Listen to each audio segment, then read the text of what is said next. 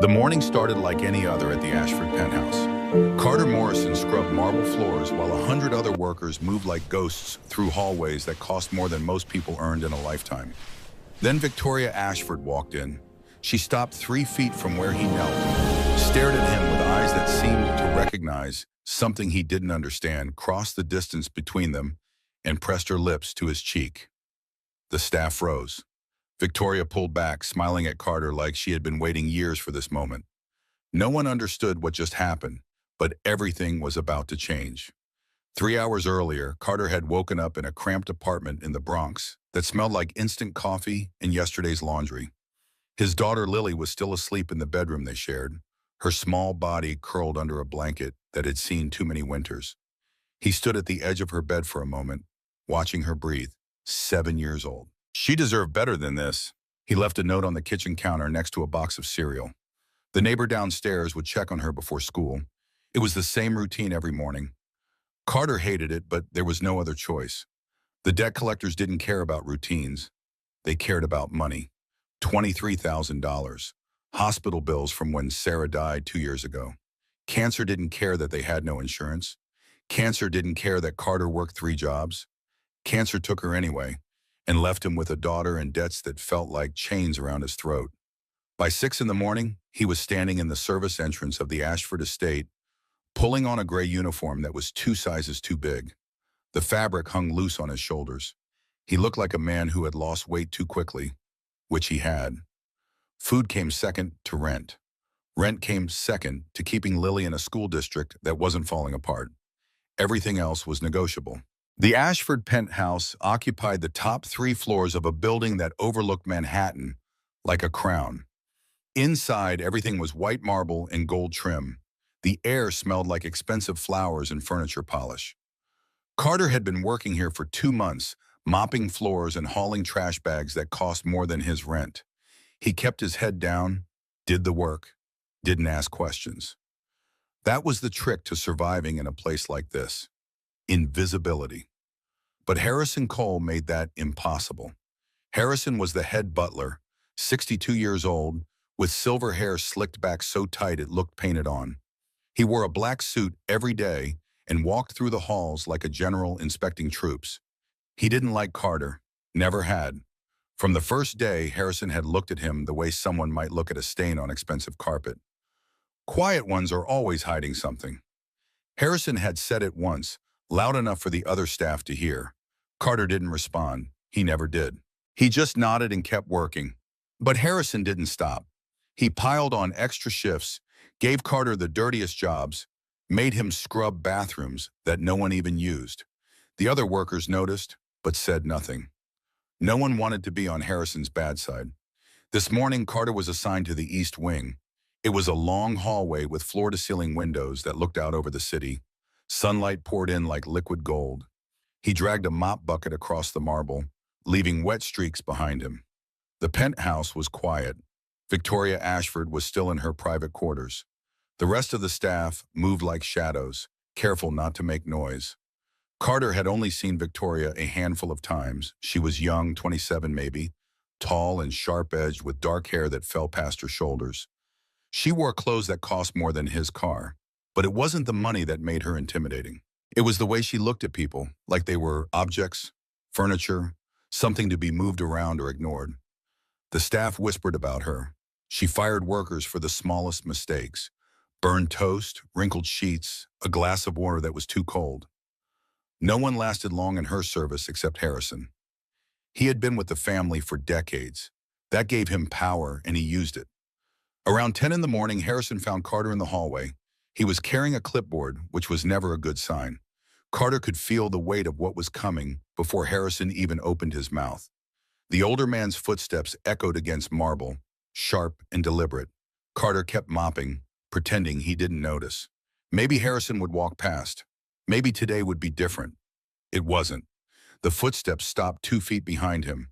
Carter straightened up, turned around, met Harrison's cold eyes. The clipboard was pressed against Harrison's chest like armor. His expression was carved from stone. No warmth, no humanity, just the flat certainty of someone who had never been told no. "I need you to cover the night shift tonight." Carter looked up from the mop.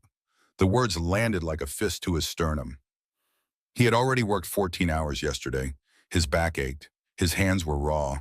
Lily had a school play tomorrow morning, and he had promised her he would be there. He had promised, I can't. I have to get home. Harrison's expression didn't change. That wasn't a request. I have a daughter. Carter kept his voice quiet, steady, respectful. She's 7. I need to be there. Then perhaps you should have thought about that before taking this job. Harrison tapped the clipboard with one finger, a sharp punctuation mark to emphasize his point. You will cover the shift or you will find employment elsewhere. Carter felt something crack inside him. It was small at first, like a hairline fracture in glass. He had spent 2 months biting his tongue, taking the abuse, swallowing his pride because he needed the paycheck. But there was a limit, and Harrison had just found it. His daughter's face flashed through his mind. Lily sitting alone in the audience tomorrow morning, scanning the crowd for him, her face falling when she realized he wasn't there. Again. I've been doing double shifts for 2 weeks. Carter's voice was steady, but firm. The words felt strange in his mouth, like a language he hadn't spoken in years. I've cleaned every floor in this place. I've hauled trash, scrubbed toilets. I've done everything you asked, but I can't do tonight. Why don't you ask someone else? The hallway went silent. 2 other workers had been dusting nearby. They stopped, stared. One of them was Rosa Martinez, a woman in her 40s who worked in the kitchen. She had kind eyes and had slipped Carter extra food more than once. The other was James Park, a security guard who never said much but nodded at Carter when they passed in the halls. Both of them looked at Carter now like he had just jumped off a cliff. Harrison's face turned a shade darker. Excuse me? You heard me. Carter straightened up. He was taller than Harrison. Not by much, but enough. The mop handle felt solid in his hands. For 2 months he had made himself small, invisible, forgettable. But standing here now, looking down at this man who had ground him into the floor every single day, Carter felt something shift. His shoulders pulled back. His spine straightened. He was tired of disappearing. I'm not doing it. Harrison stepped closer, his voice dropping to a hiss. You think you can talk to me like that? You think you're special? You're nothing, just another broke, desperate. Is there a problem here? The voice cut through the hallway like a blade. Everyone turned. Victoria Ashford stood at the end of the hall, backlit by the sunlight streaming through the windows. She wore a white blouse and black slacks. Her arms were crossed. Her expression was unreadable. The light behind her turned her into a silhouette, a figure carved from shadow and authority. Carter's heart slammed against his ribs. Of all the moments for her to appear, this was the worst. Harrison would spin this, make Carter look like the problem, and by tonight, Carter would be out on the street with no reference and no hope of finding work anywhere near Manhattan. Harrison straightened immediately. Miss Ashford, I was just addressing a staffing issue. Victoria didn't look at him. Her eyes were locked on Carter. She walked forward slowly. Her heels clicked against the marble. The sound echoed like a countdown. Each step measured, deliberate, inevitable. When she reached Carter, she stopped. She was close enough that he could smell her perfume, something floral, lavender maybe. The scent triggered something in the back of his mind, a memory so faint it felt like a dream. He couldn't place it. Victoria tilted her head slightly, studying him. Her eyes moved over his face like she was trying to solve a puzzle. The scar on his left eyebrow, the line of his jaw, the way his hands gripped the mop handle. Carter didn't move, didn't breathe. He had no idea what she was looking for, but he could feel the weight of her attention like a physical thing. The silence stretched. Harrison shifted his weight, uncomfortable for the first time since Carter had met him. Then Victoria smiled. It wasn't a polite smile. It was genuine, warm, almost relieved, like she had been searching for something and finally found it. Before Carter could process what was happening, Victoria stepped forward, wrapped her arms around him, and pressed her lips to his cheek. The world stopped. Harrison's mouth fell open. Rosa gasped. James dropped the duster he was holding. The sound of it hitting the floor was the only noise in the entire hallway. Victoria pulled back, still smiling. She didn't look at anyone else, just Carter. Her hand rested on his shoulder for a moment, warm through the thin fabric of his uniform. Her eyes were bright, almost wet, like she was holding back tears. "There you are." She said it softly, like she had been searching for him her entire life. Carter's brain was scrambling to catch up. He could still feel the warmth of her lips on his skin. His heart was pounding so hard he thought it might crack a rib. Nothing made sense. This woman, this stranger, this person who lived in a world so far above his that they might as well be different species, had just kissed him. In front of everyone. And she was looking at him like he was the most important person in the room. I... The word died in his throat. He had no idea what to say. No idea what was happening. Victoria turned to Harrison, her expression shifting instantly. The warmth was gone, replaced by ice. "Felix, no, Harrison." She corrected herself without looking away from the butler. "Harrison will no longer be reporting to you." Harrison blinked. "Miss Ashford, I don't think... From today, he is my personal assistant." Her tone left no room for argument. "He will stay with me, whatever I need, whenever I need it. Do you understand?" Harrison looked like he had been slapped. "But Miss Ashford, he's just a..." "Do you understand?" Victoria repeated, her voice sharper now. Each word was a scalpel, precise and cutting. Harrison's jaw tightened. He glanced at Carter, then back at Victoria. The fury in his eyes was barely contained, a storm trapped behind glass. "Yes, of course." "Good." Victoria turned back to Carter. Her expression softened again, the ice melting into something gentler. "Come with me." She walked away without waiting for a response. Carter stood there, frozen.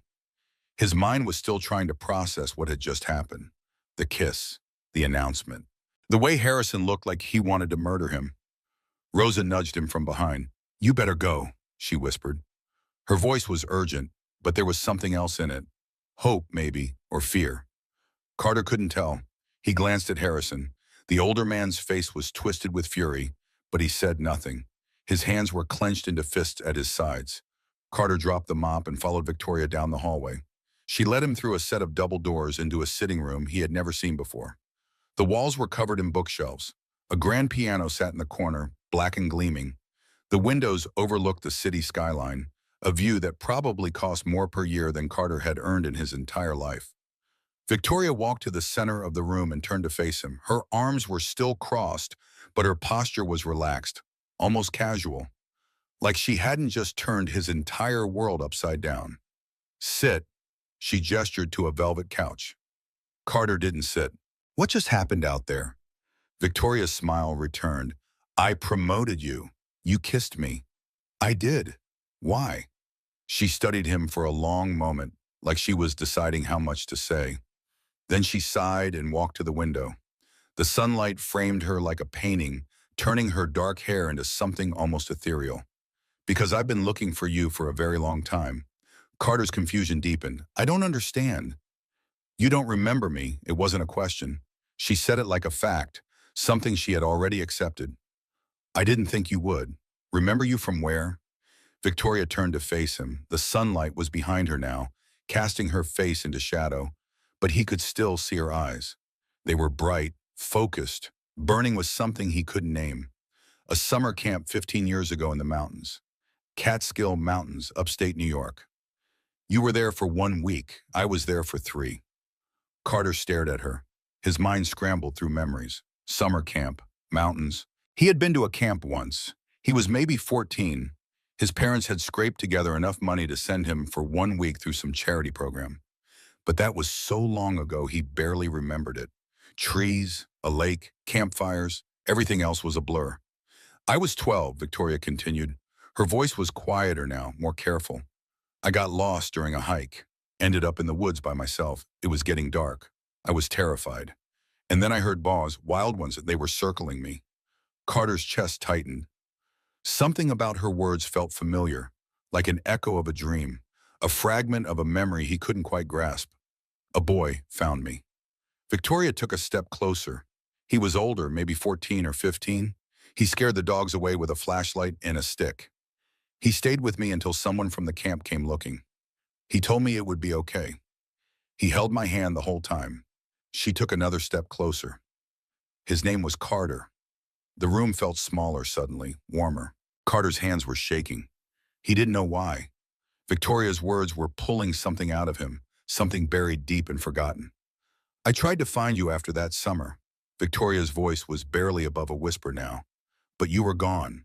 Your family moved. No forwarding address, no contact information. I searched for years, hired private investigators. They looked for Carter Hayes, but they couldn't find you. And then 2 months ago, you walked through my front door. But your last name was different. Morrison. I didn't realize it was you until today. Carter's throat was dry. He could feel something stirring in the back of his mind. A memory, faint and fragmented. The smell of pine trees, the sound of a girl crying, a small hand gripping his. Lavender. She had smelled like lavender. That's why the perfume had triggered something when she stood close to him in the hallway. I don't... His voice cracked. He cleared his throat, tried again. I changed my name when I got married. Took my wife's last name, Sarah Morrison. She passed away 2 years ago. Victoria's expression softened. I'm sorry. Carter shook his head. It's not, thank you, but... He trailed off. His thoughts were a tangled mess. He did remember something now, a girl, younger than him, lost in the woods, dogs growling in the darkness. He had found her by accident, heard her crying, followed the sound. The dogs had been feral, starving, desperate. He had used his flashlight to scare them off, made himself big and loud and threatening. The girl had been so scared she couldn't stop shaking. He had stayed with her, held her hand, told her stories to keep her calm. What else was he supposed to do? Leave her alone in the dark? You don't have to remember. Victoria walked over to a desk and pulled out a folder. She handed it to him. Your new salary, triple what you were making, plus housing assistance, medical coverage for you and your daughter. Carter opened the folder. The numbers on the page made his vision blur. $120,000 a year, a 2-bedroom apartment in Upper West Side, rent-free, full medical and dental insurance, a college fund for Lily. It was more money than he had seen in years, enough to pay off his debts, enough to give Lily a real life, enough to make him feel like maybe he could breathe again. Why are you doing this? His voice came out hoarse. Victoria looked at him like the answer was obvious. Because you saved me once, and I never forgot. Carter didn't know what to say. He stood there holding the folder, feeling like the ground had shifted beneath him. This didn't happen. People like him didn't get second chances. They didn't get rescued by billionaires who remembered them from 15 years ago. This was a fairy tale, and fairy tales didn't happen to broke single fathers from the Bronx. You start tomorrow. Victoria's voice was firm but not unkind. But for now, go home. Be with your daughter. She walked him to the door. Carter moved on autopilot, his mind still trying to catch up to what had just happened. As he reached for the door handle, Victoria spoke again. And Carter, he looked back. Thank you. Her voice was soft, vulnerable in a way that made her seem younger. For not leaving me in the woods. Carter left the penthouse in a daze. He walked through the service entrance past Harrison, who stared at him like he was a ghost. The older man didn't say a word, but his eyes promised violence. Carter didn't care. He climbed into his beat-up Honda and sat in the driver's seat for 10 minutes, staring at the folder in his lap. His phone buzzed. A text from Mrs. Chen, the neighbor. Lily's asking when you're coming home. Carter started the car. He didn't understand what had just happened. He didn't know if he believed Victoria's story, but he knew one thing. For the first time in years, he had hope. The drive back to the Bronx took an hour. Traffic was thick, the kind of gridlock that made the city feel like it was suffocating under its own weight. Carter didn't mind. He needed the time to think, to process, to figure out what he was going to tell Lily. He couldn't tell her the truth because he didn't understand the truth himself. A woman he didn't remember had just changed his life because he had helped her once when he was 14 years old. It sounded insane. It sounded like the kind of story people told themselves to feel better about the world. But the folder on his passenger seat was real. The numbers were real. The contract was real. By the time he pulled up to his apartment building, the sun was setting. The building was a 5-story walk-up with cracked concrete steps and graffiti on the walls. Home. Carter grabbed the folder and headed inside. Mrs. Chen was waiting in the hallway outside his door. She was a woman in her 60s, originally from Taiwan, who had lived in the building longer than Carter had been alive. She watched Lily every morning before school and never asked for payment.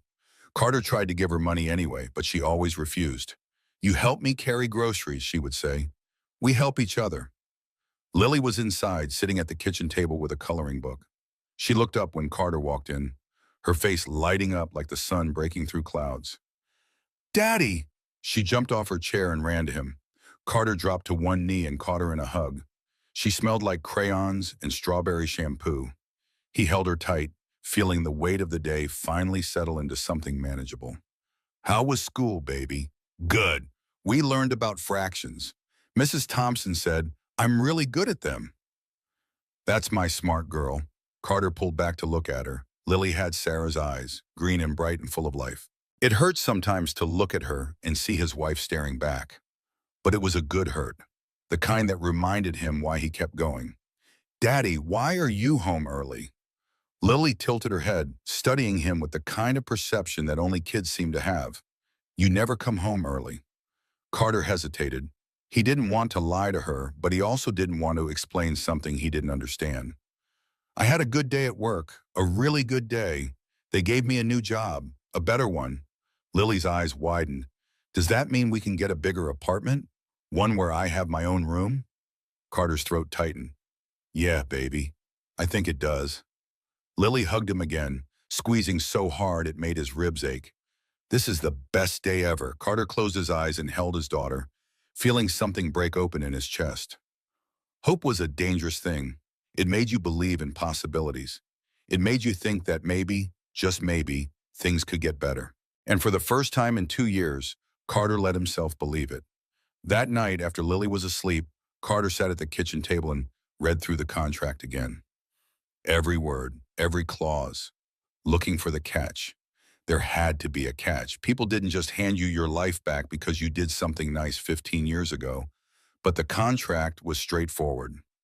No hidden clauses, no strings attached, just a job offer, a salary, and benefits that would change everything. He signed it. The pen felt heavy in his hand, like he was signing something more than just a piece of paper. Like he was agreeing to step into a world he didn't belong in. But he thought about Lily, about the school play tomorrow, about the way she had asked for her own room with so much hope in her voice. He signed it. The next morning, Carter wore the same gray uniform, but everything else had changed.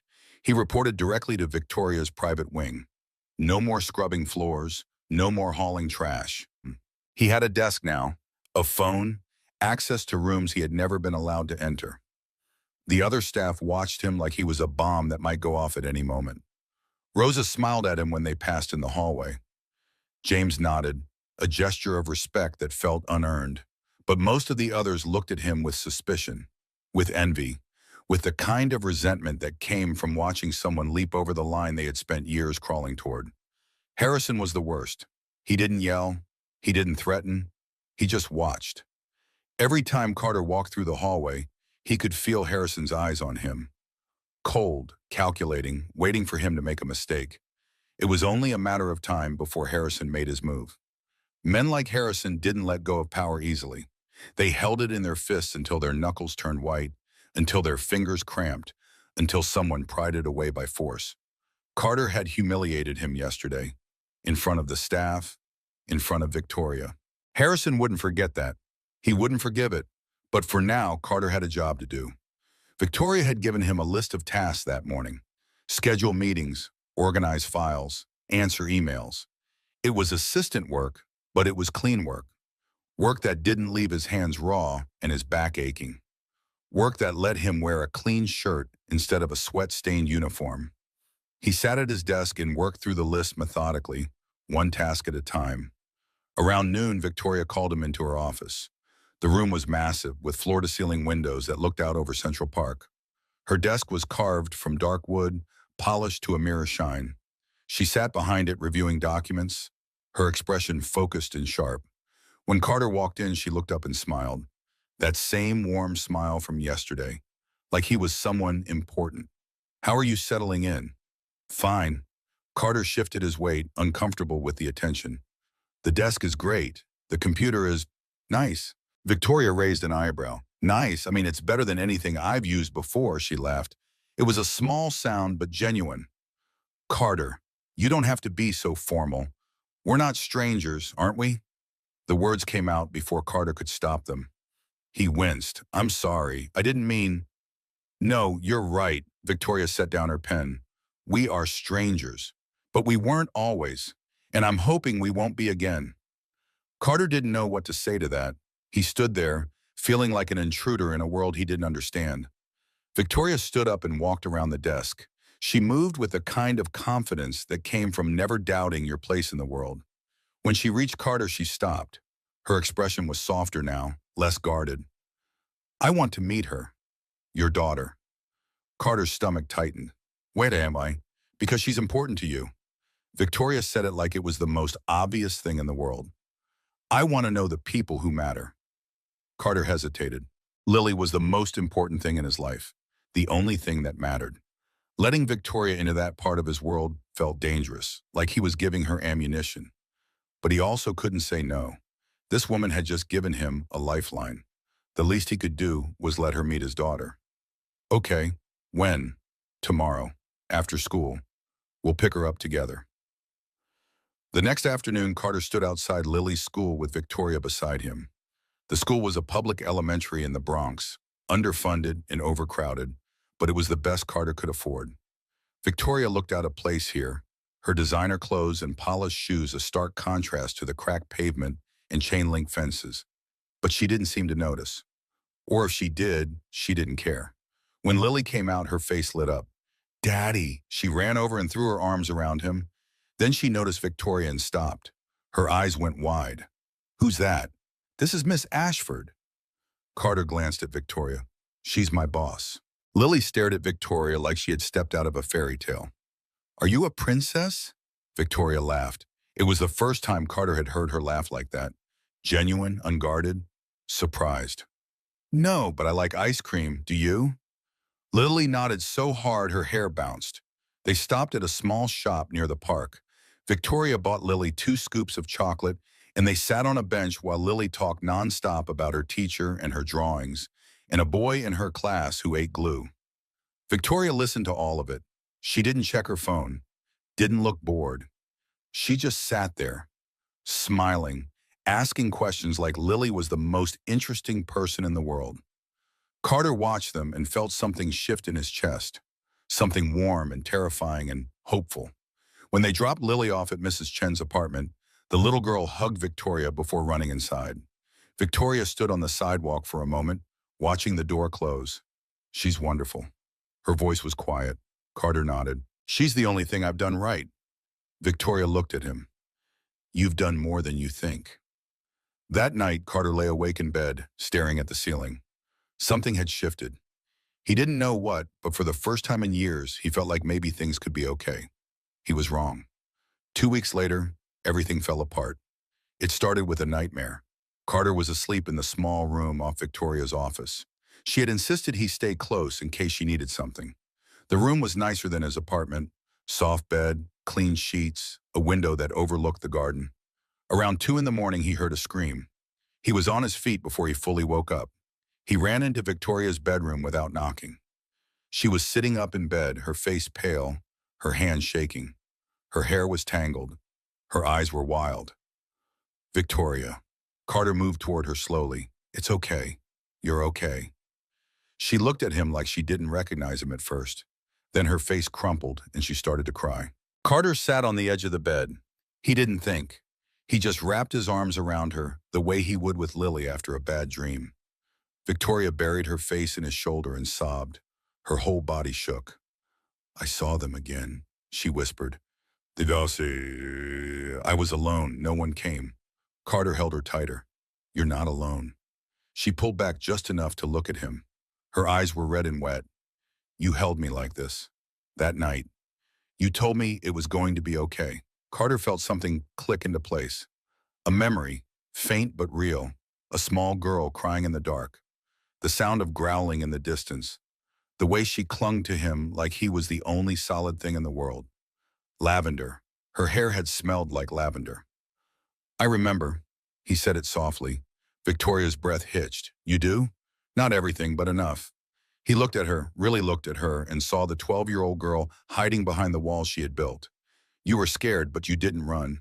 You stayed close to me. Victoria nodded, tears streaming down her face. You made me feel safe. No one's done that since. They sat like that for a long time. The city lights filtered through the curtains. The room was quiet except for the sound of her breathing. Eventually, Victoria leaned back against the pillows. She looked exhausted. I'm sorry, I shouldn't have. Don't, Carter's voice was firm. You don't have to apologize. She smiled faintly. You're the only person who says that. Carter stood up. Try to sleep. I'll be in the next room. Victoria reached out and caught his hand. Her fingers were warm. Thank you for staying. He nodded and left, but someone else had been watching. Harrison had seen the whole thing on the security feed. He sat in his office replaying the footage. Carter entering Victoria's room, sitting on her bed, holding her. To anyone else, it might have looked innocent, but Harrison didn't see innocence. He saw opportunity. The next morning, Harrison called a meeting with the senior staff. He didn't invite Carter. Miss Ashford is becoming too attached. Harrison's voice was calm but firm. This Carter character is taking advantage of her trust. We need to do something before it goes too far. One of the maids frowned, but Miss Ashford chose him. We can protect her. Harrison interrupted. Even if she doesn't see the danger. By the end of the week, Harrison had a plan. Harrison's plan started small. A rumor here, a misplaced item there. He knew how to plant seeds of doubt, how to make people question what they thought they knew. The staff whispered during their breaks. They exchanged glances when Carter walked past. Rosa tried to warn him one morning in the kitchen. Be careful. Harrison's watching you. Carter thanked her but didn't take it seriously enough. He should have. Men like Harrison didn't just watch. They waited. They prepared. They struck when you thought you were safe. The first blow came on a Thursday morning. Carter was organizing files in Victoria's office when the intercom buzzed. There's someone here to see Mr. Morrison. The voice belonged to Thomas Chen, the head of security. He sounded uncomfortable. Carter frowned. Who? A woman. Says it's urgent. Carter's stomach tightened. The only woman who would come looking for him was Mrs. Chen, and she would have called first. He took the elevator down to the main floor. The lobby was all white marble and crystal chandeliers. A woman stood near the entrance, her back to him. She had blonde hair and wore a black dress. When she heard his footsteps, she turned around. Carter had never seen her before in his life. Carter! The woman's face crumpled. She ran toward him with tears streaming down her face. Oh my God, I finally found you! Carter took a step back. His mind raced through possibilities. Wrong person, mistaken identity, some kind of scam. But the woman threw her arms around him before he could speak. She smelled like cheap perfume and desperation. Carter, please. You can't just disappear like that. We need to talk about the money. I don't know you. Carter's voice came out flat. He tried to pull away, but her grip was surprisingly strong. Several staff members had stopped to watch. Rosa stood near the kitchen entrance, her face tight with concern. James was by the elevator, his hand moving instinctively toward his radio.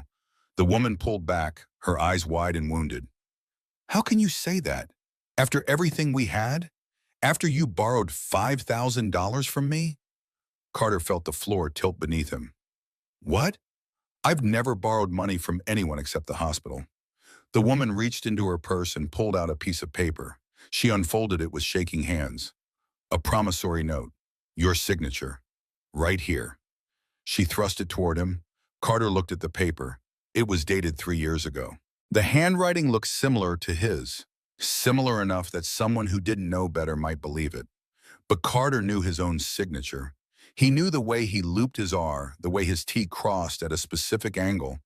This was close, but it wasn't his. This is fake. Someone forged my signature. The woman's face hardened. So now I'm a liar? Carter, we dated for 6 months.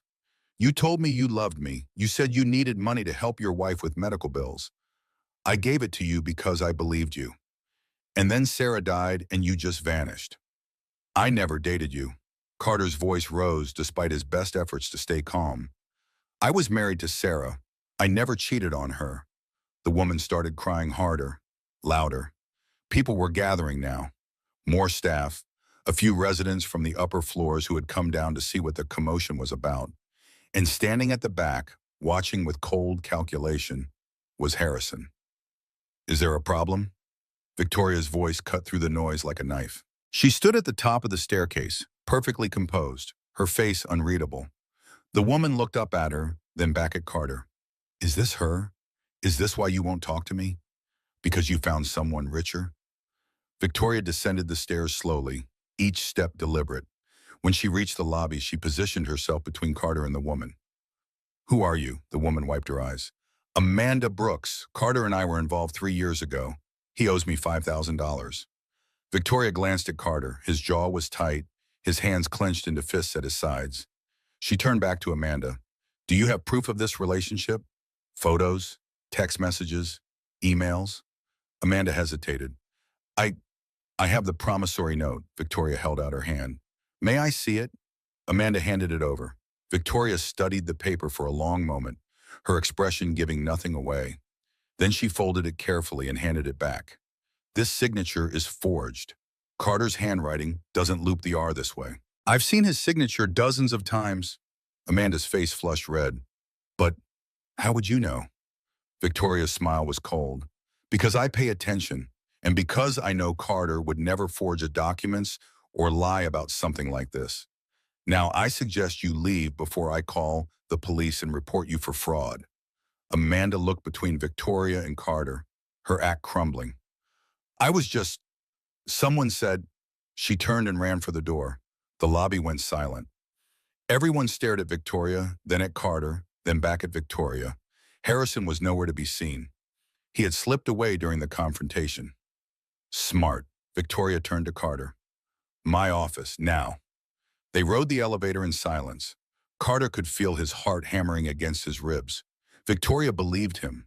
She had defended him without hesitation. But the fact that someone had gone to the trouble of forging documents and hiring an actress meant this was just the beginning. When they reached Victoria's office, she closed the door and locked it. Then she walked to her desk and pulled out her phone. "I'm installing security cameras in your workspace." Victoria's voice was matter-of-fact. "No arguments. Someone is trying to frame you, and I'm not going to let it happen. You believe me?" Carter's voice came out rougher than he intended. The question sounded stupid even as he asked it, but he needed to hear her say it. Victoria looked at him like he had just asked if the sky was blue. "Of course I believe you. You're not the kind of man who beats. You're not the kind of man who cheats. And you're definitely not the kind of man who would forge documents." Carter felt something loosen in his chest, a knot he hadn't realized was there. "Thank you." Victoria walked over to him. She was close enough that he could see the flecks of green in her blue eyes, the way her jaw tightened when she was angry. "You don't have to thank me for trusting you. That's what people who care about each other do." The word hung in the air between them. Care. It was a small word that carried too much weight. Carter didn't know what to say. He wasn't sure he had the right to say anything. Victoria cleared her throat and stepped back, breaking the moment. "I'm going to find out who's behind this. And when I do, they're going to regret it." Over the next week, Victoria had cameras installed throughout Carter's workspace. She also hired a private investigator to look into Amanda Brooks. The investigator came back with results faster than expected. Amanda was an actress, struggling, desperate for work, living in a studio apartment in Queens. Someone had paid her $2,000 to play the role of Carter's ex-girlfriend. The payment came from a shell account that couldn't be traced. But there were only a few people in the penthouse with the resources and motivation to do something like this. Harrison was at the top of the list. Victoria confronted him one afternoon in the staff quarters. Carter wasn't there to see it, but Rosa told him about it later. Victoria had walked into Harrison's office without knocking. She stood in the doorway, arms crossed, face carved from ice. "I know what you're doing." Harrison looked up from his desk, his expression perfectly neutral. "Miss Ashford, I don't know what you mean." Victoria took a step into the room. "You hired someone to discredit Carter. You forged documents. You staged a scene in my lobby." Harrison's face didn't change. "Those are serious accusations. Do you have proof?" "Not yet, but I will. And when I do, you are finished." Harrison stood up slowly. He was shorter than Victoria, but he carried himself like he owned the room. Miss Ashford, with all due respect, I've served your family for 35 years. I was here when your father built this empire.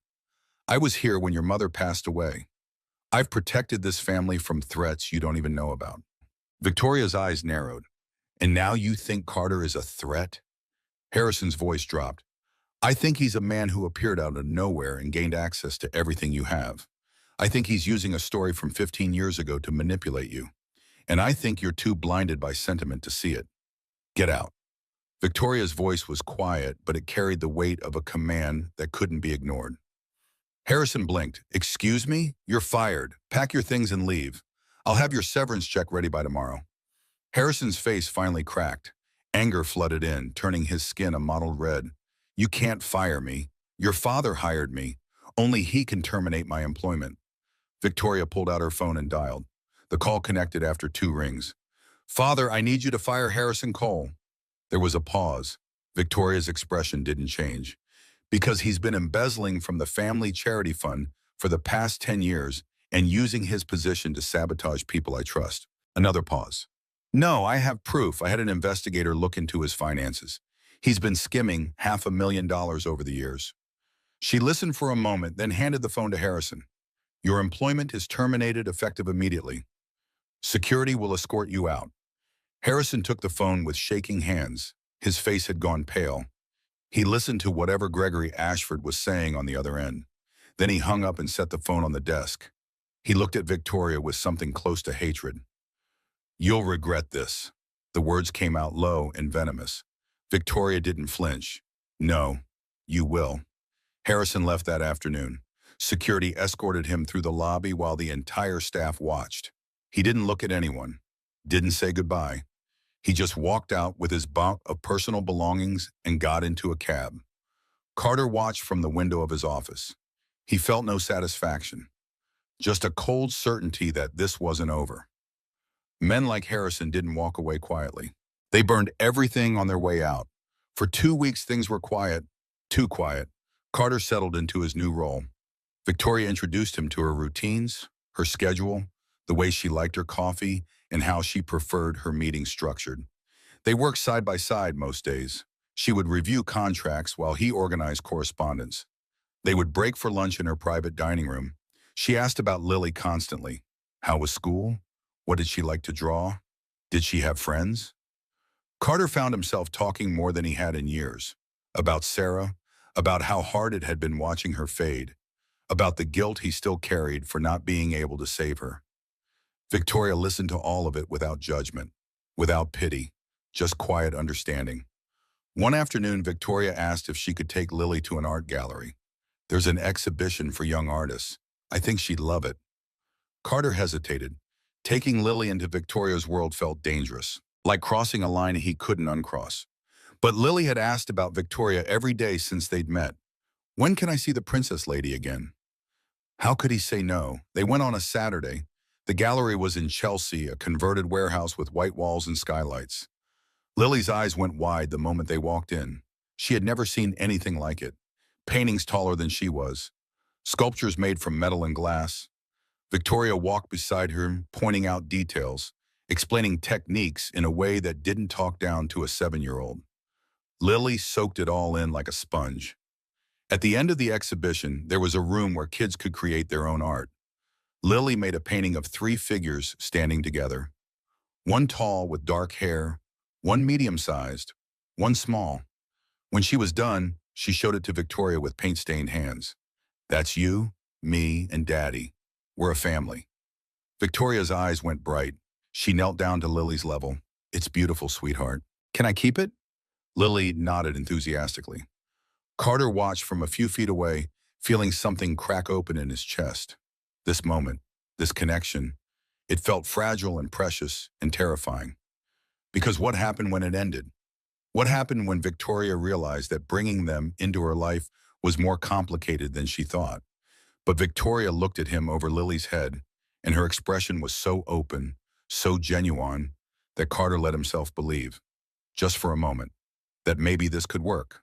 The belief lasted exactly 4 more days. On Thursday morning, Gregory Ashford returned from London. He arrived without warning, walking into the penthouse at 7 in the morning with two suitcases and an expression that could freeze fire. Diane followed him, Victoria's stepmother, elegant and cold in a cream-colored suit. Behind them came Marcus, Victoria's older brother, 30 years old, blonde hair perfectly styled, suit that probably cost more than Carter's car. The staff scrambled into formation. Even without Harrison, the hierarchy held. Gregory Ashford commanded respect just by existing. He was 58 years old but looked younger. Sharp features, steel gray hair, eyes that could read a balance sheet or a person with equal precision. He built his empire from nothing, and he protected it with the kind of ruthlessness that made competitors think twice. "Where's Victoria?" His voice carried through the penthouse like thunder. One of the maids stammered, "She's in her office, Mr. Ashford, with her assistant." Gregory's eyes narrowed. The assistant. Right. Marcus, you are with me. They headed for the elevator. Carter was reviewing Victoria's schedule when her office door burst open. Gregory walked in like he owned the place, which technically he did. Victoria stood up from behind her desk. "Father, I didn't know you were coming back. We need to talk." Gregory's eyes flicked to Carter. Alone. Victoria's jaw tightened. "Anything you need to say, you can say in front of Carter." Gregory studied Carter for a long moment. Carter felt like a specimen under a microscope. Being examined, judged, found wanting. "Fine." Gregory turned back to Victoria. "I heard Harrison was fired." "Yes, for embezzlement and sabotage. And I heard you've hired a new personal assistant, someone with no experience, no qualifications, and a very convenient story about rescuing you 15 years ago. It's not convenient. It's true." Victoria's voice was steel. "Carter saved my life, and I'm not going to apologize for giving him a job he's more than qualified for." Gregory walked to the window. He looked out at the city like he was surveying his kingdom. "Marcus, what do you know about Mr. Morrison?" Marcus smiled. It wasn't a friendly smile. He's 35 years old, single father, widower. His wife died of cancer 2 years ago, leaving him with $23,000 in medical debt. He's worked as an electrician, a janitor, and most recently as cleaning staff here. No college degree, no assets. Living in a one-bedroom apartment in the Bronx with his 7-year-old daughter. Victoria's face flushed. "Is there a point to this?" Marcus continued like she hadn't spoken. "He changed his last name when he got married. Used to be Carter Hayes, which is probably why the private investigators you hired 15 years ago couldn't find him. Very convenient timing, wouldn't you say?" The implication was clear. Carter felt anger rise in his throat. He clenched his fists, forcing himself to stay quiet. This wasn't his fight, not yet. Victoria stepped around her desk. "Carter didn't plan this. He didn't even know who I was until I told him. He's not trying to manipulate me." Gregory finally turned away from the window. "Then what is he trying to do?" Victoria's voice rose. "He's trying to survive. He's trying to give his daughter a better life. And I'm helping him because 15 years ago, he helped me when he had nothing to gain from it. Or maybe he did help you." Gregory's voice was calm, measured, deadly. "And maybe he spent the last 15 years hoping you'd remember. Hoping you'd find him. Hoping he could cash in on one good deed." Carter couldn't stay quiet anymore.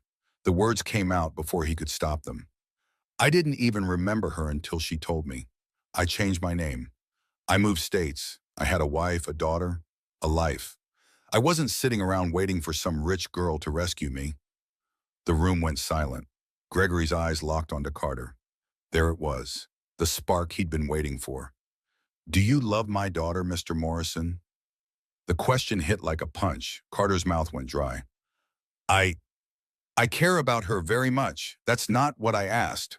Do you love her?" Carter looked at Victoria. She was staring at him with an expression he couldn't read. Hope, fear, vulnerability. He thought about the past month.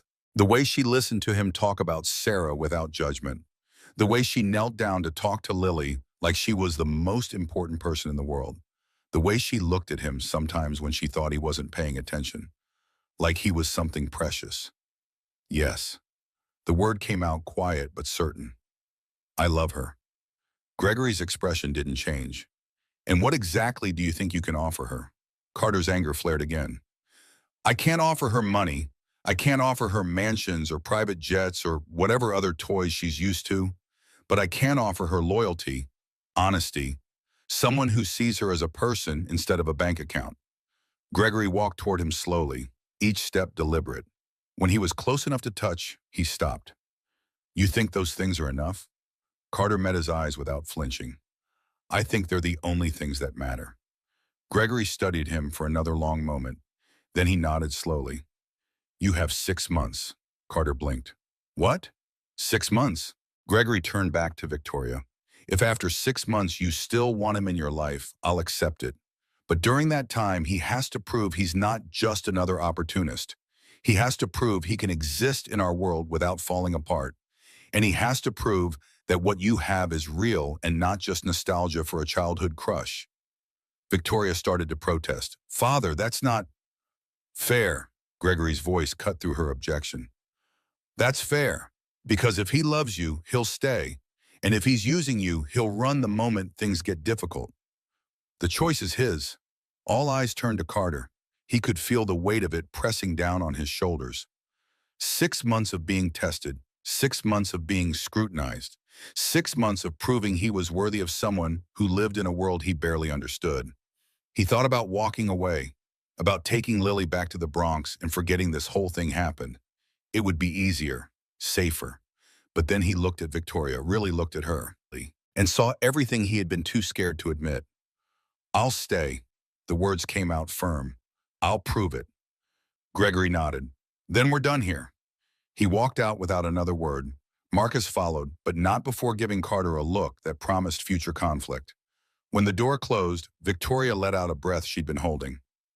Carter, I'm so sorry. I didn't know he was coming back. I should have warned you. Carter shook his head. It's fine. He's protecting you. I get it. But 6 months? Victoria walked over to him. She looked exhausted. He's testing you. Testing us. If we make it through, he'll let it go. And if we don't, then I was wrong about you. Victoria's voice was barely a whisper. But I'm not wrong. I know I'm not. Carter wanted to believe her. He wanted to believe that love was enough. But he'd learned the hard way that life didn't care what you believed. Life gave you what you could survive, and sometimes not even that. The testing started immediately. Marcus took charge of it with the enthusiasm of someone who enjoyed watching people fail. He invited Victoria and Carter to a charity gala at the Plaza Hotel. Black tie, $500 a plate, the kind of event where everyone knew everyone, and outsiders were spotted immediately. Carter didn't own a tux. Marcus knew that. He sent one over the day before the event. It fit perfectly, which somehow made it worse, like Marcus had measured him without asking, studied him like an insect. The gala was everything Carter expected and worse. Crystal chandeliers, orchestra playing classical music, people in clothes that cost more than his annual salary used to be. Victoria stayed by his side, introducing him to senators and CEOs and people whose names he'd only seen in newspapers. This is Carter Morrison, my assistant. The word assistant always came with a particular tone, like it explained everything, like it justified his presence. A woman in diamonds asked him what he did before working for Victoria. I was an electrician. The woman's smile froze. How interesting. Then she turned and walked away. Marcus appeared at Carter's elbow. Champagne? He held out a glass. Carter took it, even though he hated champagne. The bubbles felt like tiny needles on his tongue. Marcus smiled. You look uncomfortable. I'm fine. No, you're not. Marcus's voice dropped. You're standing here in a borrowed tux, surrounded by people who can smell desperation from a mile away, trying to pretend you belong. But you don't, and everyone knows it. Carter set down the champagne glass harder than necessary. If you have something to say it. Marcus leaned in. My sister is brilliant. She's kind, she's naive, and she has terrible taste in men. You're not the first person to try to use her, but you will be the last one I allow to get close. Stay away from her, or I'll make sure you regret it. Before Carter could respond, Victoria appeared. Is there a problem? Marcus's face transformed into a pleasant smile. Just getting to know Carter better. The music started. Couples moved onto the dance floor. A man in a navy suit approached them. Tall, blonde, handsome in the way that came from good genes and better grooming. Brandon Whitmore. He smiled at Victoria like they were old friends. Victoria, you look stunning. Brandon. Victoria's voice was polite but not warm. This is Carter Morrison, my assistant. Carter, this is Brandon Whitmore. Our families have known each other for years. Brandon shook Carter's hand. His grip was firm, competitive. Pleasure. He turned back to Victoria. May I have this dance? Victoria hesitated. Carter saw the calculation in her eyes. Refusing would be rude. Accepting would leave Carter standing alone like a servant waiting for orders. She looked at Carter. I'll be right back.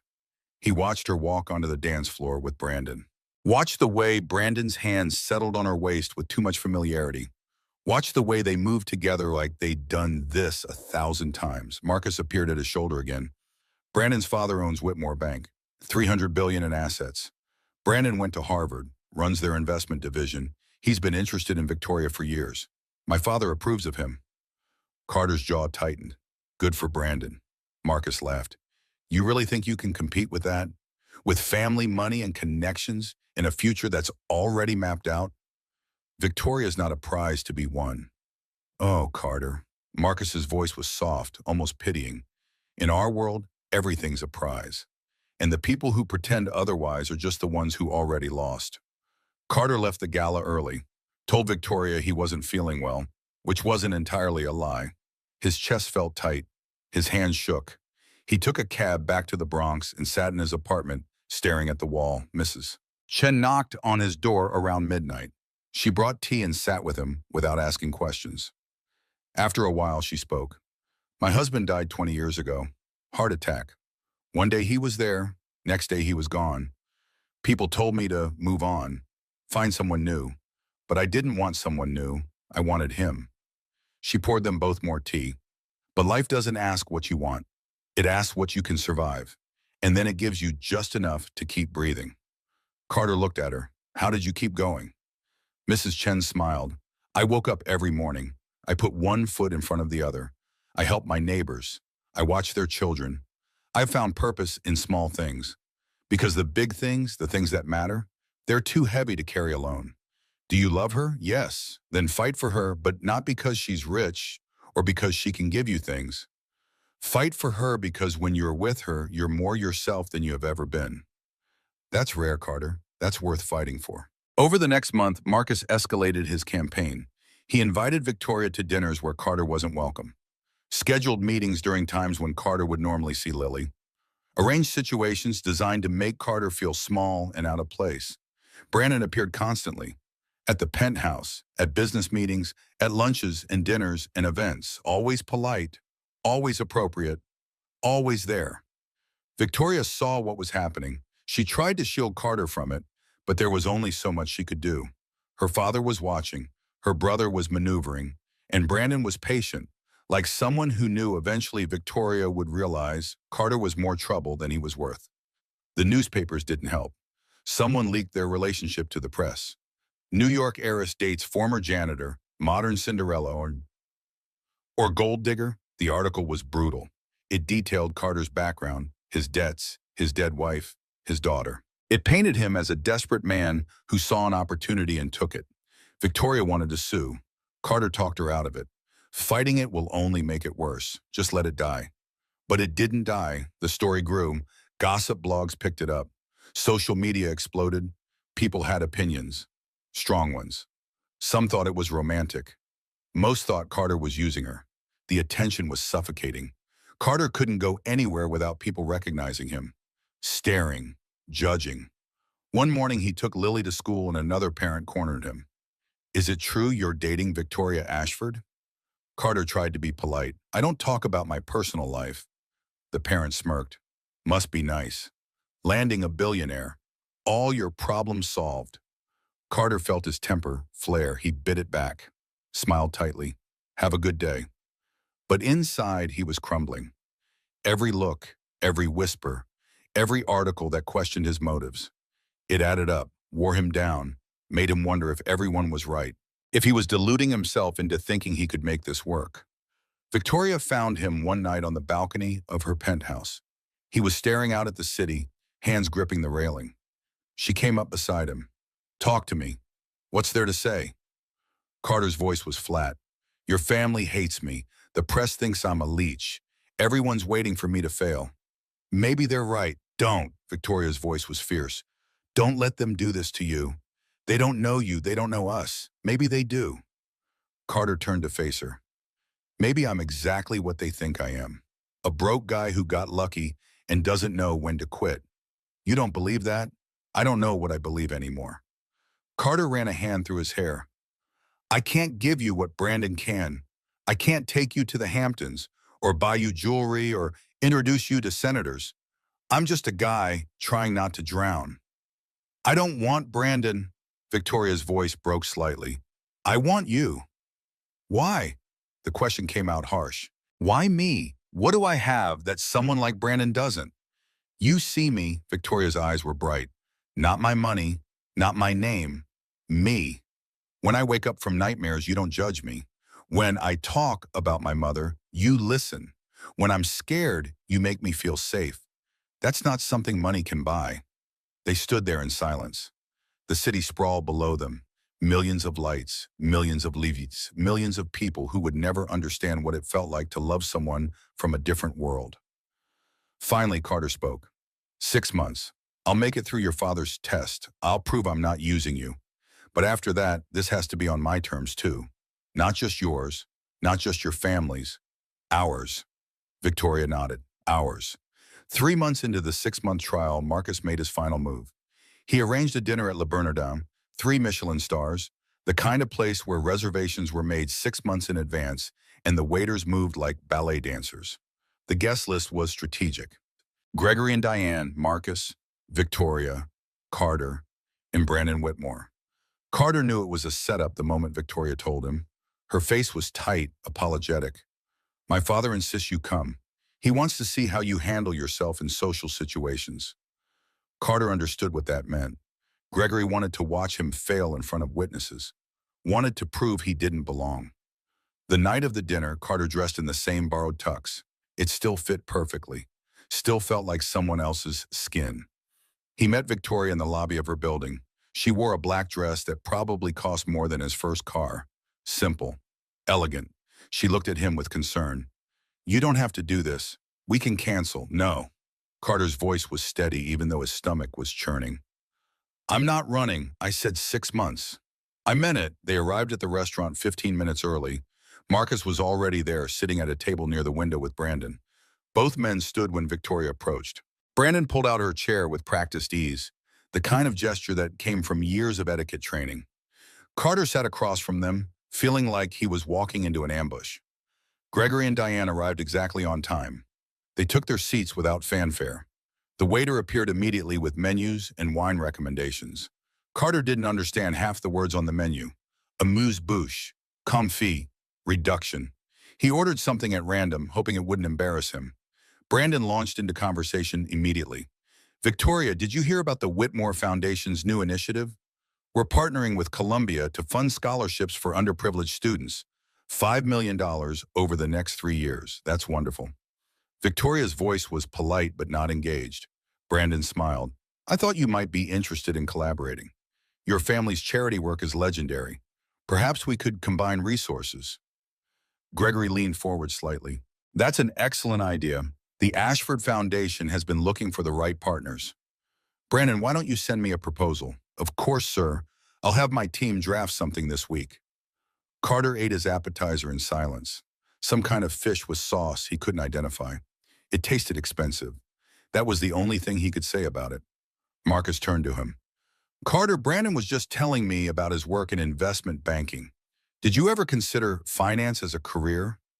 Carter met his eyes. No, I was too busy trying to keep the lights on. Marcus's smile didn't falter. Of course. Different priorities. Brandon jumped in, his tone friendly but condescending. There's nothing wrong with honest work. My grandfather started as a bank teller, worked his way up through determination and smart decisions. Carter set down his fork. The comparison was clear. Brandon's grandfather had climbed from teller to bank owner. Carter had gone from electrician to janitor to charity case. Is there a point to this? The table went quiet. Brandon's smile froze. Gregory's eyes narrowed. Victoria put her hand on Carter's arm, a warning. Carter shook it off gently. No, I'm serious. Are we here to have dinner or to make me feel like I don't belong? Because if it's the latter, you don't have to waste your time. I already know I don't fit in your world. The question is whether that matters. Gregory's expression was unreadable. Does it matter to you, Mr. Morrison? Yes. Carter's voice was firm. Because if Victoria only wants me when I'm pretending to be someone I'm not, then we don't have anything real. But if she wants me because of who I am, then all of this doesn't matter at all. He gestured to the restaurant, the table, the expensive meal. This isn't love, this is theater. And I'm tired of performing. Brandon's face hardened. That's easy to say when you're not the one paying for dinner. Carter stood up. His chair scraped against the floor. You're right. I can't pay for dinner here. I can't afford any of this. But I can pay my rent. I can feed my daughter. I can work an honest job and sleep at night knowing I didn't lie or cheat or manipulate anyone to get where I am. Can you say the same? The words hung in the air like smoke. Brandon's face flushed red. Gregory's expression shifted to something that might have been respect. Marcus looked furious. Diane seemed amused. Victoria stood up as well. Carter's right. This isn't dinner. This is a test. And frankly, I'm tired of watching you all try to break him. She turned to her father. You wanted 6 months. You wanted to see if he could survive in our world. But you're not testing whether he can survive. You're testing whether he'll break himself trying to become someone he's not. And that's not fair. Gregory studied his daughter for a long moment. Then he looked at Carter. Sit down, both of you. Carter hesitated. Victoria touched his arm. Please. They sat. Gregory folded his hands on the table. Mr. Morrison, do you know why I made millions in real estate? Because you're good at reading people. Gregory nodded. Because I know when someone is lying and when they're telling the truth. Most people lie. They lie about their intentions, their capabilities, their motives. But you don't lie, even when it would benefit you, even when it would make things easier. Carter didn't respond. He didn't know what to say. Gregory continued, I don't like you, not because you're poor or uneducated or from the Bronx. I don't like you because my daughter is the most important thing in my world, and you're a variable I can't control. But I'm starting to think that might be exactly what she needs.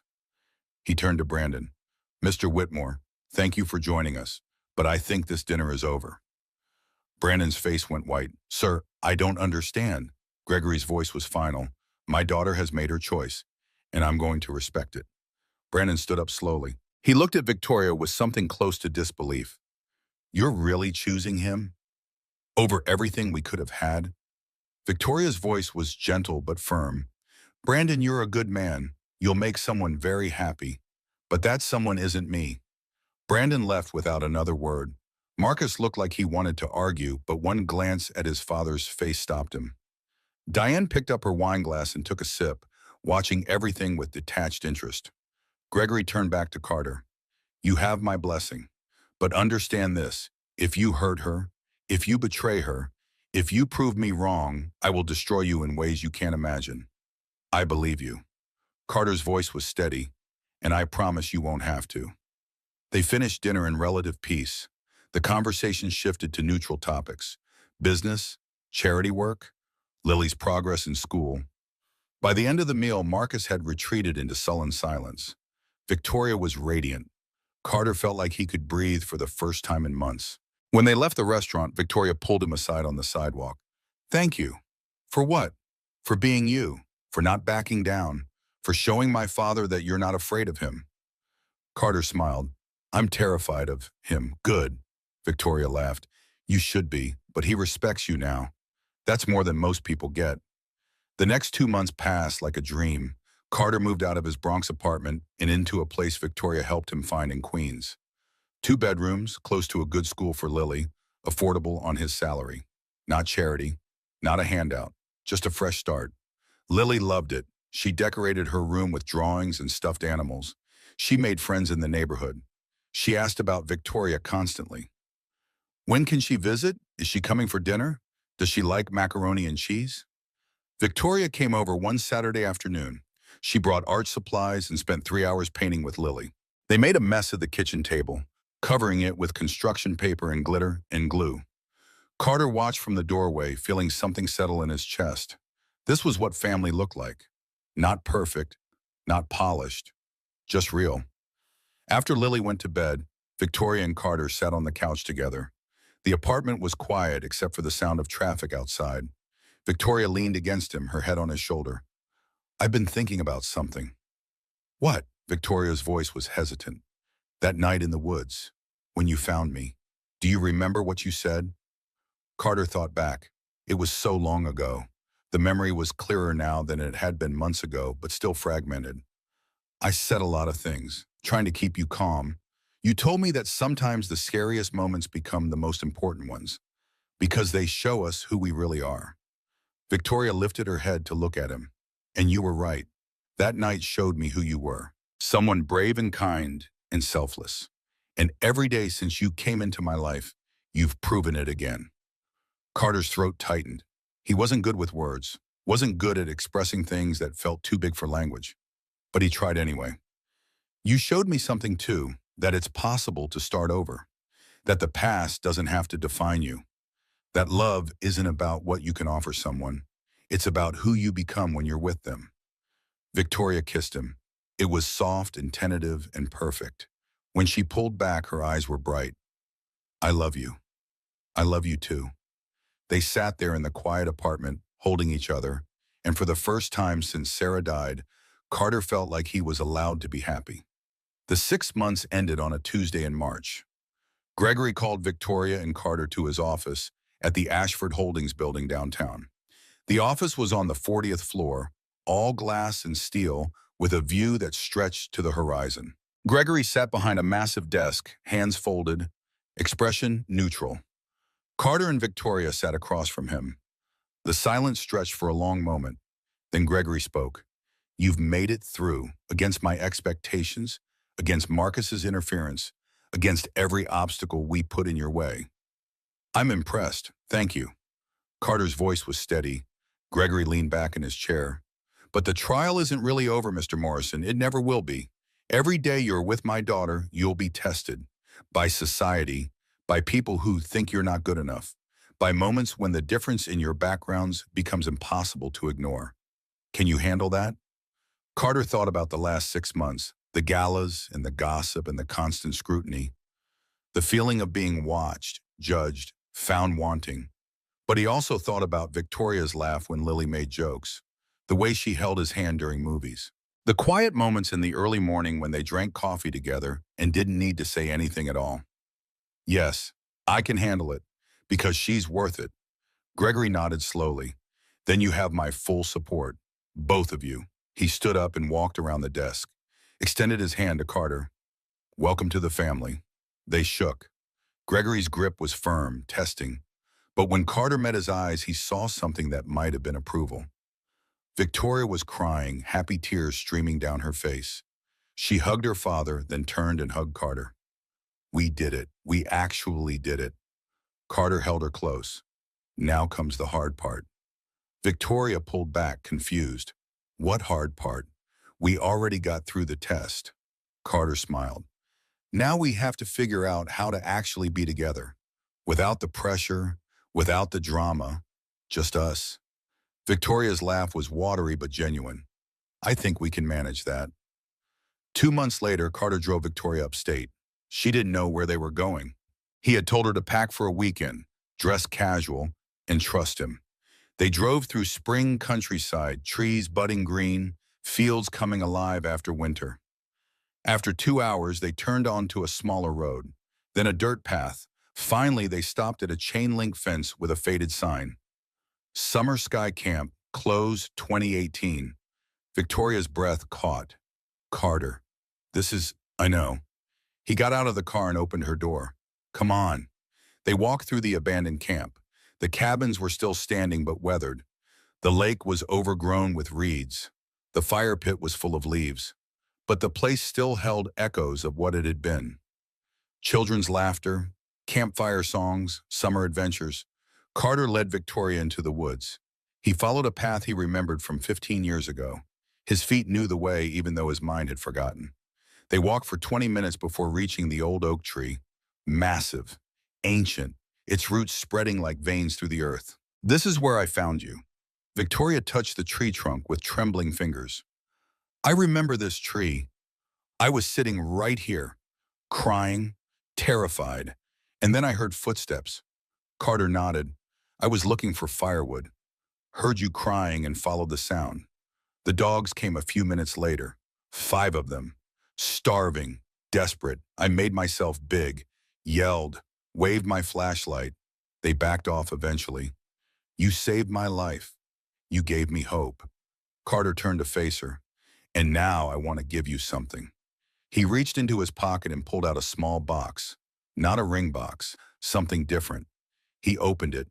Inside was a bracelet, handmade, woven from dried lavender and thin leather cord.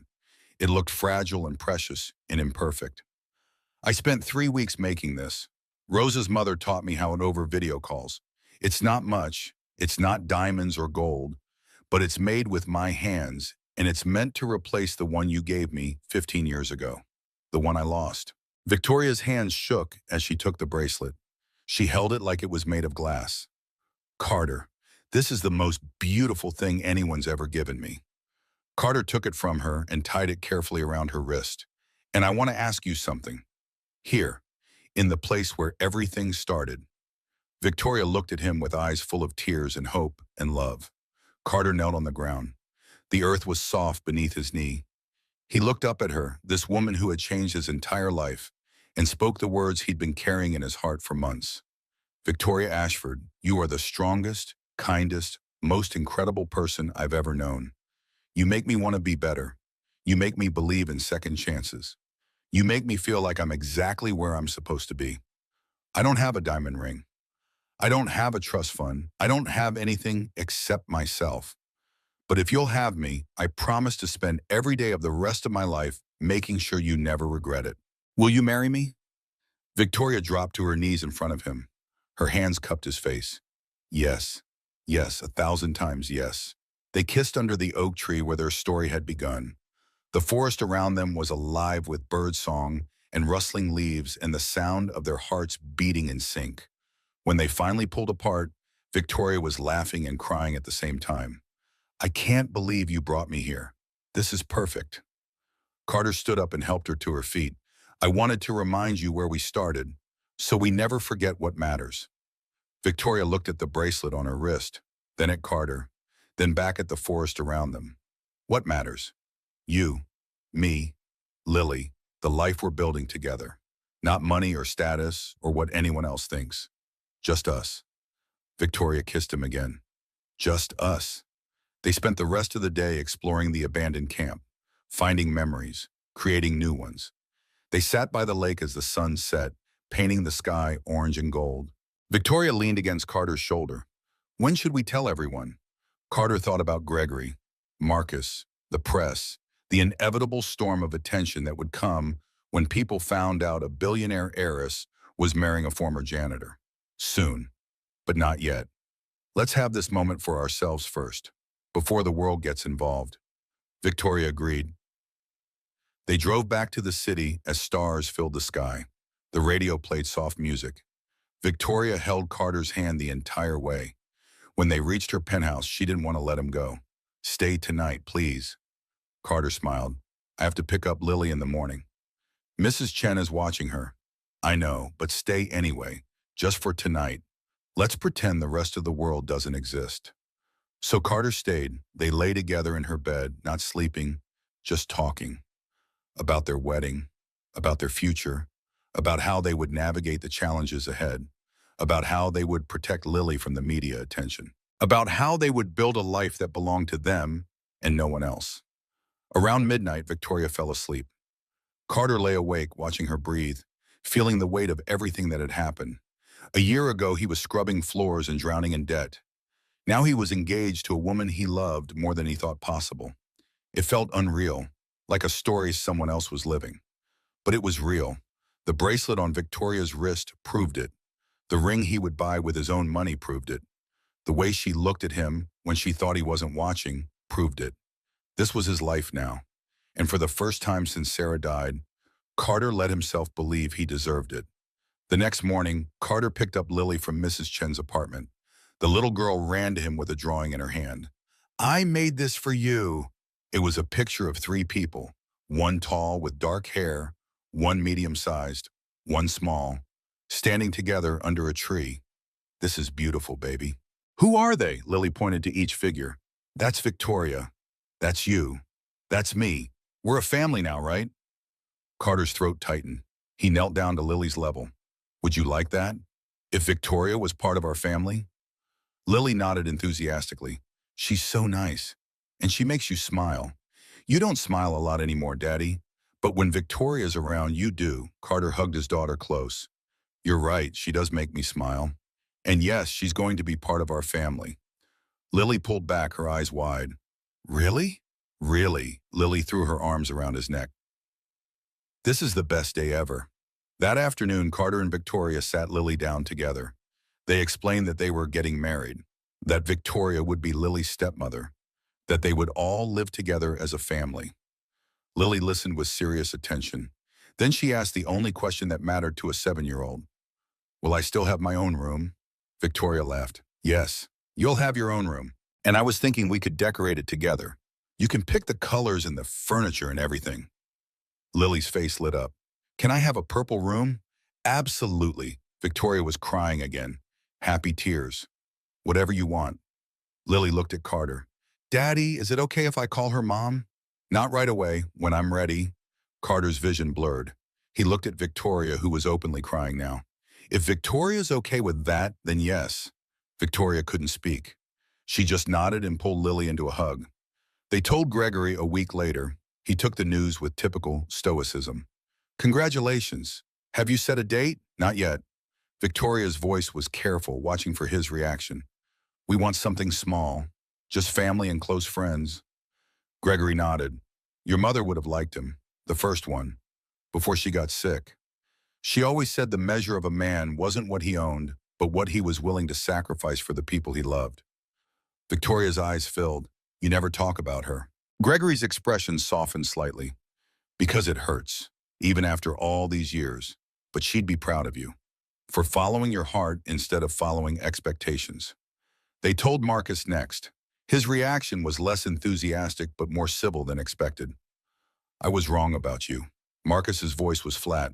I thought you were using her, but I see now that you actually care. Carter extended his hand. I know we didn't get off on the right foot, but I'd like to try again, for Victoria's sake. Marcus looked at the offered hand for a long moment. Then he shook it. Fine, but if you ever hurt her, blessing or no blessing, I'll destroy you. Fair enough. The wedding was planned for 6 months later, mall ceremony in Central Park. 50 guests, Lily as flower girl, Rosa from the kitchen helping with catering, James from security standing as one of Carter's groomsmen. No press, no media circus, just two people who loved each other making a promise in front of the people who mattered. Carter used his savings to buy Victoria a simple engagement ring, white gold band with a small diamond. It cost him $3,000, which was more money than he'd ever spent on anything except rent and medical bills. When he gave it to her, she cried, It's perfect. It's not what you're used to. Victoria shook her head. It's exactly what I need because it's from you. Not from your credit card, not from some allowance. From you. And that makes it priceless. The months before the wedding passed in a blur. They moved into a house in Brooklyn. Nothing extravagant, just a 3-bedroom brownstone with a small backyard where Lily could play. Victoria insisted on paying the down payment, but the mortgage was in both their names. This is ours, not mine, not yours, ours. Carter kept working as Victoria's assistant. He was good at it, organized, efficient, trustworthy. Gregory offered him a position in the company, director of operations, better salary, more responsibility. But Carter turned it down. I don't want to succeed because I married your daughter. I want to succeed because I earned it. Give me 2 years. Let me prove I can do the job. Then we can talk about promotions. Gregory respected that more than he'd respected almost anything else Carter had done. Lily started at a new school in Brooklyn, better funded than her old one.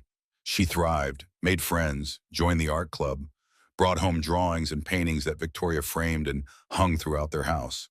One night, Lily asked Carter about Sarah. Do you still miss Mommy? Every day. Carter's voice was gentle. But missing her doesn't mean I can't be happy now. It just means she was important to me. And she always will be. Lily thought about that. I think Mommy would like Victoria. Carter smiled through tears. I think she would too.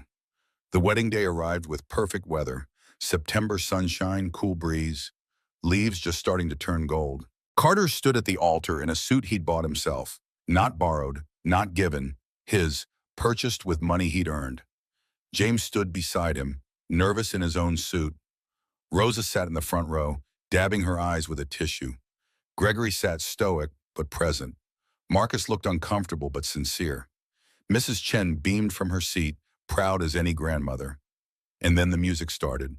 Lily walked down the aisle first, scattering flower petals with serious concentration. She wore a white dress with purple ribbon at the waist. When she reached Carter, she whispered, "Don't cry, Daddy. You'll make me cry too." Then Victoria appeared. She wore a simple white dress, no train, no veil, just clean lines and elegant simplicity. Her hair was down. The lavender bracelet was on her wrist. She carried a bouquet of wildflowers, and she was the most beautiful thing Carter had ever seen. She walked down the aisle alone, no one giving her away, because she wasn't property to be transferred. She was a woman making a choice. When she reached the altar, she took Carter's hands. The officiant began speaking, but Carter barely heard the words. He was too focused on Victoria's face, on the way she looked at him like he was everything she'd ever wanted.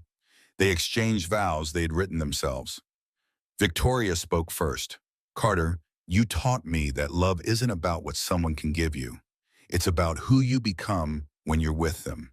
You make me braver. You make me kinder. You make me believe that I deserve to be happy. And I promise to spend the rest of my life making sure you feel the same way." Carter's voice shook when he spoke. "Victoria, 15 years ago, I held your hand in the dark and promised you'd be okay. Today, I'm making that promise again. For the rest of our lives, through whatever comes, I will be there. I will hold your hand. I will make sure you're okay. Because loving you is the easiest and hardest and best thing I've ever done." The officiant smiled. "By the power vested in me by the state of New York, I now pronounce you husband and wife. You may kiss." They kissed as their friends and family applauded. The sun broke through the trees, bathing them in golden light. When they pulled apart, Lily ran up and hugged them both. "We're a family. We're really a family." The reception was held in a small restaurant nearby. No ballroom, no orchestra, just good food, good wine, and people who genuinely cared about them. Gregory gave a speech that surprised everyone. When Victoria told me she was marrying Carter, I thought she was making a mistake. His voice carried across the quiet room. I thought he was using her, taking advantage, proving every stereotype about poor men and rich women. But I was wrong. He paused, looking at Carter. "Carter Morrison is one of the most honorable men I've ever met. He turned down money. He turned down power. He turned down everything except the chance to love my daughter honestly. And that's more valuable than anything I could ever give her." He raised his glass. "To Carter and Victoria, may your love continue to prove me wrong in all the best ways." Everyone drank. Carter stood up to respond. He wasn't good at public speaking. His hands shook as he held his glass. "I don't have fancy words or clever toasts. All I can say is that Victoria saved my life as much as I saved hers. She gave me hope when I had none. She gave my daughter a mother. She gave me a reason to believe that good things can happen to ordinary people. So thank you to everyone here who supported us, and especially to Victoria for choosing me every single day." They danced. Carter had taken lessons in secret, wanting to surprise Victoria. He wasn't graceful, but he didn't step on her feet. That counted as a victory. As they moved slowly across the floor, Victoria whispered, "This is everything I ever wanted." A small smile played at Carter's lips.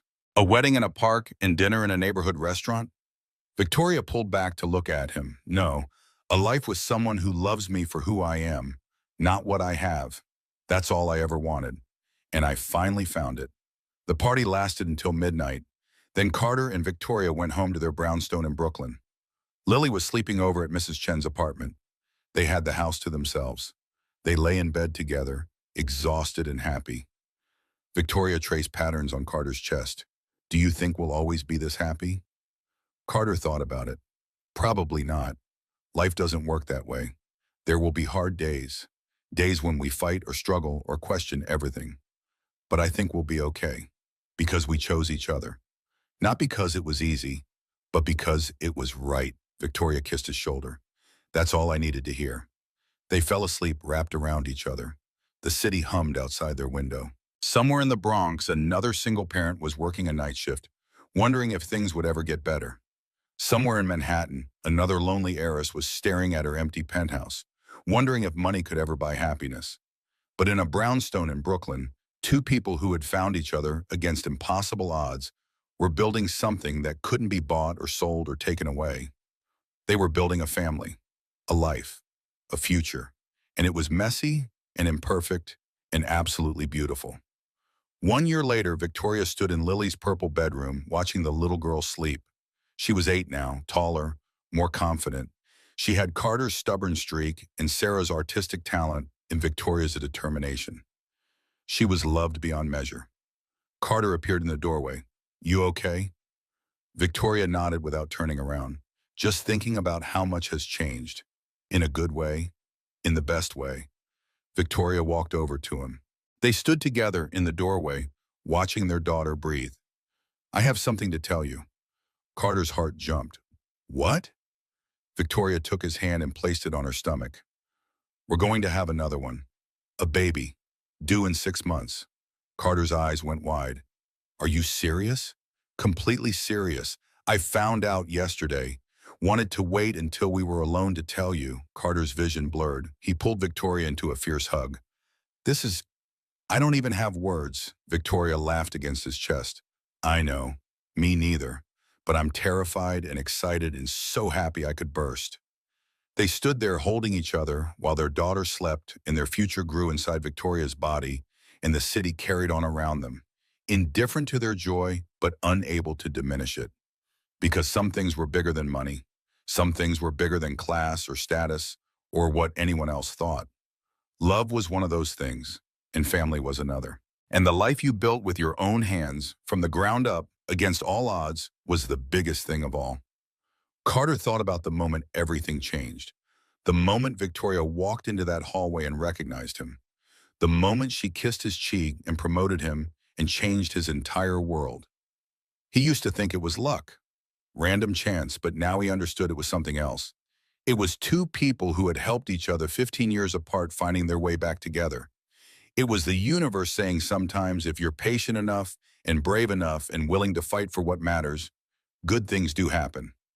Not because you deserve them, but because you were willing to believe they could.